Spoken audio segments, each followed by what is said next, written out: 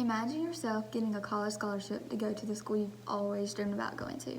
Even better, imagine yourself getting a college scholarship to play a sport that you've always put your time, hard work, and effort into throughout high school. That's probably one of the best feelings I could possibly imagine throughout my life.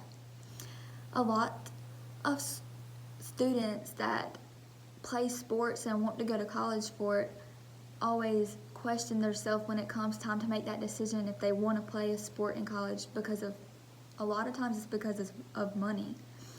And some say, well, if I got paid more to play that sport, then yeah, I could go, because my family's struggling, they don't have enough money to help support their child to go off to college, and give them money like that. They're away from their family, so they can't get money when they want.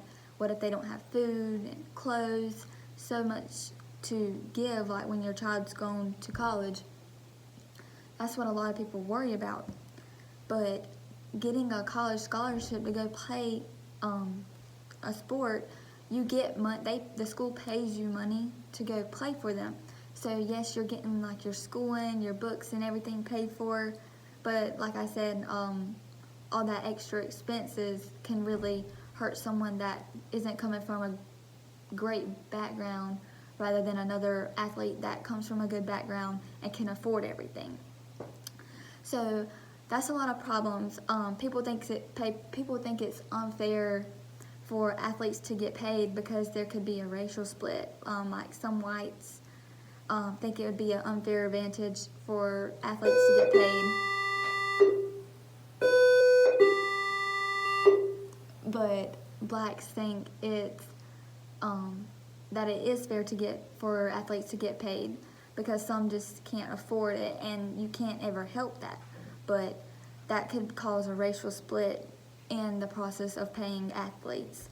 Also, people are saying that money can't relieve stress on the athletes, as it says here. People say it can't relieve their stress because athletes are always stressed. They're always on the road traveling. They're missing so much school, and they're just not getting the education they need. So people are saying that if you paid the college athletes, that it would help them, but really the stress level would never be taken off of them. So some solutions to this would paying a college athlete, it could really help with their everyday lives and expenses they need. Using myself as an example, I'm committed to Florence Darlington to go play softball, and even though I'm getting a scholarship to go play for them, like I'll get my schooling paid for and my books and everything covered, I still have to pay for my housing, my bills, clothes, food, like I was saying earlier, and anything else I need to be able to provide myself to live in college. So most people want to come out of college free and not have to pay back student loans, because that's what kills a lot of people when they get older. Like they're still paying back student loans because they were so in debt because they had no money in college. So that's why I believe that paying college athletes could really help some people that are just in need of money, because college students are always broke. If they have jobs, they're still having to pay off bills and stuff like that. But paying athletes can also give them an extra push to be better at the sport that they're playing for.